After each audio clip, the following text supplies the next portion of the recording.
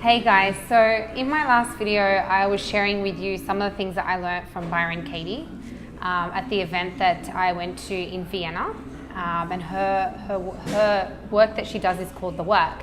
And I'm sorry for the noise in the background, and I thought what a better place to do this video than in a cafe, because cafes are like our minds are noisy, so what a better place to do it. So I apologize for the noise guys, but it's the perfect place.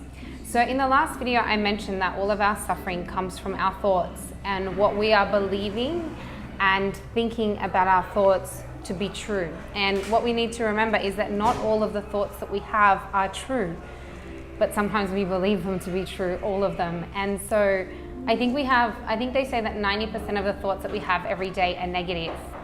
And I also mentioned in the last video something that one of the biggest takeaways was Byron Katie said that when you believe something about someone, like that person's nasty, or they're stubborn, or they hurt me, or whatever you're believing about them, you're essentially like putting post-it notes on them. And so when you do that, you're putting all these negative things on them and you can't actually see the true nature of the person. So I mentioned, if you guys watched the last video, to be aware of that if you're doing that. And if you are, maybe you can have that metaphor in your mind of taking the post-it notes off them, because when we do that, we treat people differently. So when you put these negative post-it notes on people, you can think about how you treat them differently when you can't see their true nature, or how you treat your family or your friends or other people differently when you do that. And the other person that you treat differently is yourself. So, you know, Byron says that anytime that we hurt another person, we feel guilt, and that it's really important to put it on paper, because when you put it on paper, that's when the thoughts are realized, and that all war that happens within the mind belongs on paper. So if you guys did do that, I'd love to hear from you. It's really hot here in Madrid and the World Cup's on, so it's quite crazy every evening, having heaps of fun here. So if you want the mind to stop, you need to write, and we need to become aware of what we're thinking as well.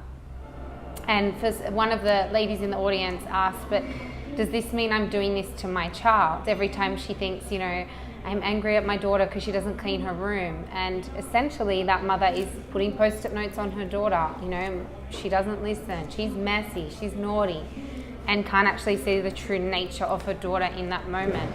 So it's not actually who they are, but it's who we believe them to be, okay?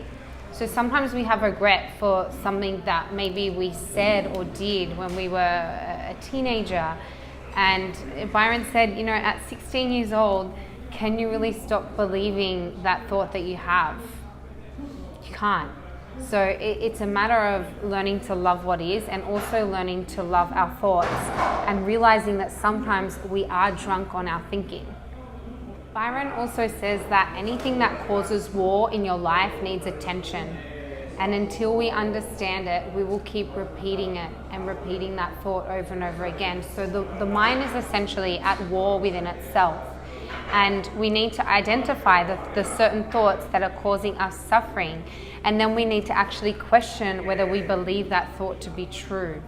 Because suffering, it actually goes against the heart. And when we suffer, we punish other people.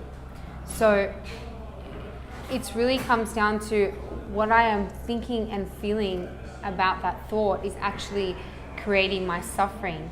And when you say in your mind, it doesn't matter what anyone else can do to me, no one can hurt me, because the only thing that can hurt me is what I am actually thinking and feeling about what someone has done to me, not what they have actually done to me. I hope that makes sense, guys. So when the mind has a negative thought, you don't necessarily need to cut it off or replace it or do any of that. You can just thank the mind for sharing. And we don't need to do war with the ego, because love is where the power is. It's not actually the action. It's not actually the action that the person did, It is the fear that's materialized, because it's your belief that you're actually creating a problem from a thought that there might not be a problem at all. And our thoughts then create our emotions. So it's really making sure that we choose the right thoughts that are going to trigger the right emotions. Byron also says that there are no new thoughts, only old recycled thoughts. So you have to, when you have that negative thought, you have to question within yourself, what is true for me? And if that thought hurts you, then it's actually not in alignment with your true nature. So if you hear Byron's story, she actually talks about how, she was depressed and she was suffering and she found a way out. And so she says that there is the real world, and then there is what we are believing onto the world. So she said, you don't actually experience the world as it is, but you experience the world as you believe it to be. So we can either question our thoughts or we can keep suffering. And to wake up to the cause of suffering is to wake up to reality. And a lot of our suffering comes from always thinking about ourselves. I, me. And, thoughts are like children. They scream for attention. And Byron said, I haven't met a thought or a child that I don't love. So we need to really learn to love our thoughts. And to be a believer of these negative thoughts, it means that we're out of touch with reality. It's painful. Okay, but the enlightened mind is free because it sees the insanity of the thought. And it's like, how can I die if I don't live? What doesn't live can't die. Because if we're having these negative thoughts and we're not present, then we're not even living anyway. So how can we die when we're not living? Because we're in our heads most of the time. And one of the really, really powerful moments throughout the event was a lady that said that she had cancer. And Byron actually said she got diagnosed with cancer, and she said, I don't always have cancer, only when I believe the thought that I have cancer. And I thought that was super powerful. And she said, well, yeah, the doctor said I had cancer. So do I actually have cancer? Because he said it, so it's in the past. So I found that a really, really a massive eye-opening way to look at things. And the self-inquiry is asking a lot about our thoughts, and is this thought actually true? So other people can hurt me, but I'm not going to punish other people if they hurt me. So she was saying, if something happens once, is it not painful enough?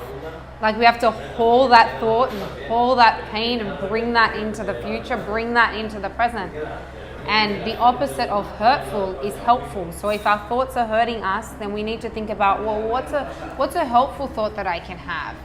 And the mind, when it is focused on a negative thought and it only sees that, it obliterates everything else good, and it only focuses on that one negative thing. And enlightenment is the answer to all suffering. And apart from the cancer story, there was another lady that said, because people would go on the stage and she would do the self-inquiry work with them, and I really encourage you guys to check out her audio or her book. And the girl said, look, I have negative thoughts about nutrition, about what I should be eating. So essentially she was saying, I have an eating disorder. And Byron said, if I had an eating disorder, I would understand that it's actually a thinking disorder, because the cause of suffering is always coming from our thoughts. And I thought that was super profound. So I hope that you guys have enjoyed some of the insights. Again, I'm sorry for the noise in here.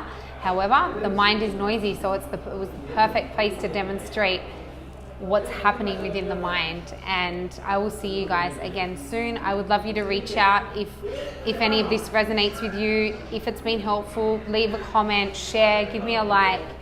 And I'd love to hear how any of this has been able to help you. Thanks, guys. Bye-bye.